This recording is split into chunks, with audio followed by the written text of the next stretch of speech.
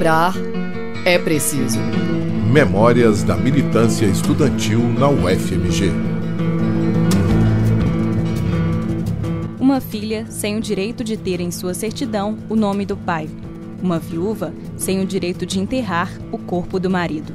Essas são algumas das marcas que a repressão deixou na vida da família de Gildo Macedo Lacerda. Tudo para viver, vivo para morrer. Enquanto minha morte não vem, eu vivo de brigar contra o rei. Os versos cantados na voz de Elis Regina são da música Caxangá, de Milton Nascimento. Caxangá também é o nome de uma avenida no centro de Recife, onde supostamente aconteceu tiroteio entre militantes que desencadeou na morte de Gildo. Essa foi a versão dada pelas Forças Armadas para justificar o assassinato do militante. Mineiro de Ituiutaba, aos 14 anos ele segue com seus pais e 2 irmãs para Uberaba, entra para o núcleo artístico de teatro amador e também se torna presidente do Grêmio Estudantil Machado de Assis. Por sua atuação política, Gildo começa a militar na Ação Popular. Com 17 anos, muda-se para Belo Horizonte. 2 anos depois, em 1968, ingressa na Faculdade de Ciências Econômicas da Universidade Federal de Minas Gerais. É preso no mesmo ano durante o 30º Congresso da UNE em Ibiúma, São Paulo. Com a prisão, o militante é indiciado em um IPM, Inquérito Policial Militar. Em consequência, é enquadrado no Decreto 477 de 1969, que expulsava da universidade qualquer aluno que respondesse a um IPM. Também era proibido que o estudante expulso se inscrevesse em qualquer instituição pública durante um prazo de 3 anos. Com isso, Gildo cai na clandestinidade e parte para o Rio de Janeiro, onde permanece de 69 até 72, quando a AP passa por um conflito interno. A Ação Popular passa por um racha e seus militantes se dividem. Um grande número de dissidentes incorpora-se ao Partido Comunista Brasileiro por optarem pela luta armada. A divisão é reflexo de embates ideológicos vividos desde 1970 pelo partido.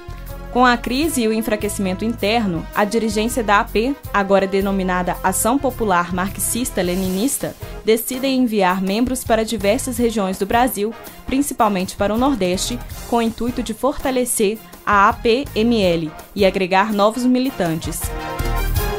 2 dos grandes líderes são designados para a missão: José Carlos, que segue para Fortaleza com sua esposa, e Gildo Macedo Lacerda, que vai para Salvador. E lá, na capital baiana, conhece a sua esposa Mariluce Moura, que também era militante do partido. Ela relembra como foi esse momento. Dia 11 de junho, eu sei com tanta precisão, exatamente porque eu o conheci numa festa de aniversário do meu irmão. Já fiquei absolutamente encantada com ele no dia em que o conheci. Eu diria que foi uma paixão fulminante. Primeiro, assim, era uma pessoa extremamente, eu diria, generosa mesmo, muito inteligente, uma inteligência aguda, um homem muito amoroso, muito afável e, para completar tudo isso, era um homem absolutamente deslumbrante, né? Descrevendo rapidamente, 1,92 m, olhos verdes incríveis. 4 meses após se conhecerem, os 2 decidem oficializar o relacionamento. Clandestino, Gildo se casa com a identidade falsa sob o nome de Cássio de Oliveira Alves. Postura comum aos militantes, mas que mais tarde traria a Mariluce um grande problema. Casados, foram então morar em uma vila operária no subúrbio de Salvador. Mariluce trabalhava como jornalista e Gildo continuava as articulações da AP. Mas em junho de 73, Mariluce desconfiou que eles estavam sendo perseguidos. Eu tinha noção de que nós estávamos sendo seguidos, porque a telefonista do Jornal da Bahia avisou primeiro que tinha umas pessoas que andavam observando muito a minha saída do jornal e entrada e tal. E aí, um fotógrafo do jornal, ele conhecia muita gente ali de Polícia Federal e tal, e avisou para o diretor do jornal que eu estava sendo seguida por causa do Gildo. Em setembro, Mariluce e Gildo precisaram fazer uma viagem para o Rio de Janeiro e também iriam passar em Uberaba para que ela conhecesse a família do marido. Os dois também pretendiam se mudar para o Rio para tentar escapar das perseguições. Durante a viagem, todos os cuidados foram tomados e não houve nenhum problema. No entanto, em outubro de 73, o Exército captura Gildo, a esposa e mais 4 militantes. Mariluce conta que todos foram presos ao mesmo tempo. Não aconteceu nada até chegarmos em Salvador, mas passado alguns dias, em 22 de outubro, nós fomos presos. Eu fui presa exatamente ali ao meio-dia, na parte baixa do elevador Lacerda, assim, pleno centro de Salvador. E Gildo foi preso saindo de casa, que era na Cidade Baixa, mais ou menos na mesma hora que eu estava sendo preso. Aí foi preso também Oldac Miranda, que era também uma pessoa ligada à AP. Foi preso essa minha outra amiga, ela foi presa um bancário e foi presa uma namorada do Oldac. Então, fomos todos presos na mesma hora, levados para a Polícia Federal. À noite, eu insistia muito para que eles levassem Gildo até um médico, porque o pé dele estava inchando e ele estava com um pouco de febre. Às 10 da noite, o Luiz Arthur disse, leva ele para o COT. O COT era uma clínica que tinha em Salvador. E foi a última vez que eu o vi. Na mesma noite, os soldados separam Mariluce de Gildo. Eles seguiram para uma cela e as mulheres para outra sala da Polícia Federal. Na manhã do dia seguinte, todos foram distribuídos. Mariluce foi encaminhada para o Forte de São Pedro, as outras militantes para diferentes presídios e Gildo e Oldac Miranda foram encaminhados para o quartel de Barbalho. O jornalista Oldac Miranda, à época militante da AP, foi a última pessoa a ver Gildo Macedo Lacerda vivo. Ele relembra, em um depoimento dado à Comissão da Verdade de Salvador, como foi o momento quando viu Gildo no quartel de Barbalho. Vi Gildo Lacerda sendo empurrado, encapuzado, com muita violência, em direção ao pátio. Tinha uma ferida no pé muito inchado, que o fazia mancar.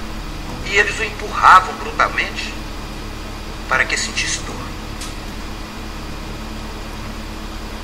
Eu acho que eu não vou conseguir levar isso bem dentro. Negócio difícil, né? Já era tortura a maneira como o empurravam. Reconheci Gildo Lacerda porque eu tinha me encontrado com ele em Salvador. Com o tempo, a memória se turva. Não sei mais com exatidão quantos dias fiquei naquela cela do quartel do Barbalho. A data da morte de Gildo, como foi divulgada pelas Forças Armadas, era exatamente a data do casamento dele com Mariluce, 22 de outubro. No entanto, a esposa afirma que nem a data, nem a versão para a morte de Gildo são verdadeiras.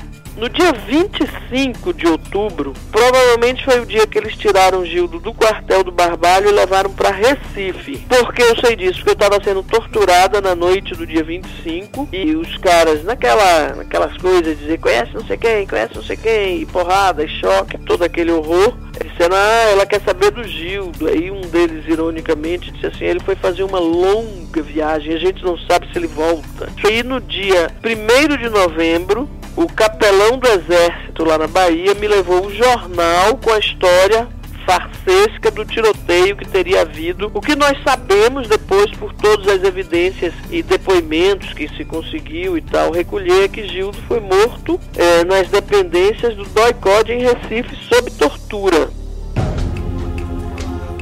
6 meses após a morte do pai, nasce Tessa Moura, a filha que por 18 anos não teve o direito de receber o nome do pai, o que só foi possível graças a uma manobra jurídica de Mariluce Moura, que moveu uma ação contra os pais de Gildo. Com isso, a Justiça pediu um exame de DNA entre Tessa e os avós, comprovando assim a paternidade da filha. Além disso, o nome de Gildo permaneceu por muito tempo na lista de desaparecidos políticos, apesar do próprio Exército ter emitido uma nota sobre o seu falecimento. Fatos que contribuíram para que Tessa Moura sempre esperasse pela volta do pai. Quando eu tinha por volta de 9 anos, 10 anos, eu comecei a pensar que talvez ele tivesse conseguido fugir sem minha mãe saber, que nem minha mãe podia saber para preservar ela, por segurança também, e que talvez ele voltasse, porque nessa época era 85, era Figueiredo, então estava começando a ter as passeatas pelas diretas, ia começar a ter uma abertura no país, né?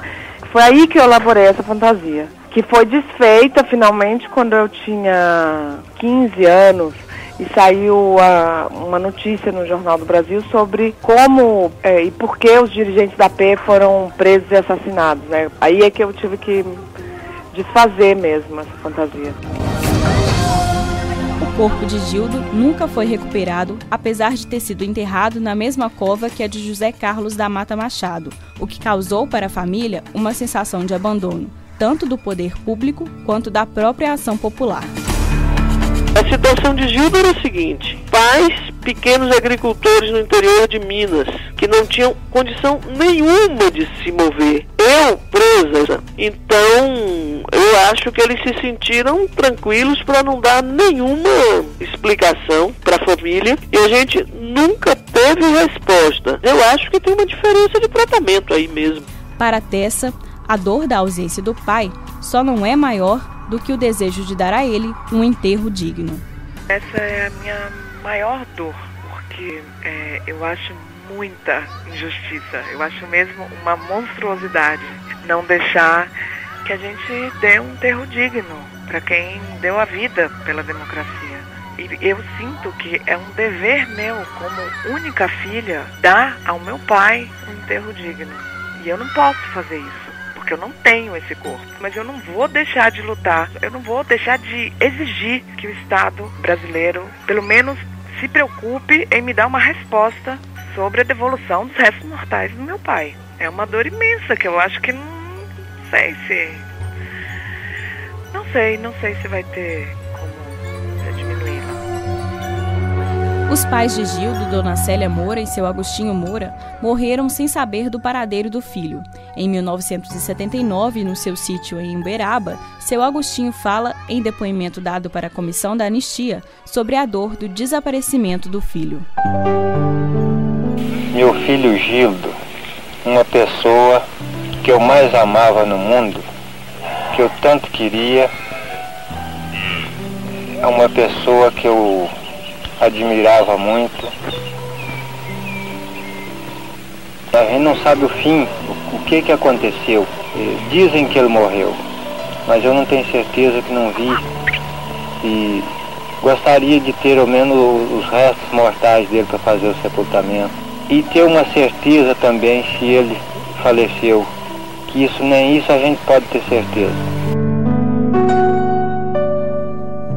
Passados mais de 40 anos do assassinato de Gildo, os restos mortais do militante ainda não foram encontrados. Gildo Macedo Lacerda, 24 anos, nascido em Ituiutaba, no Triângulo Mineiro.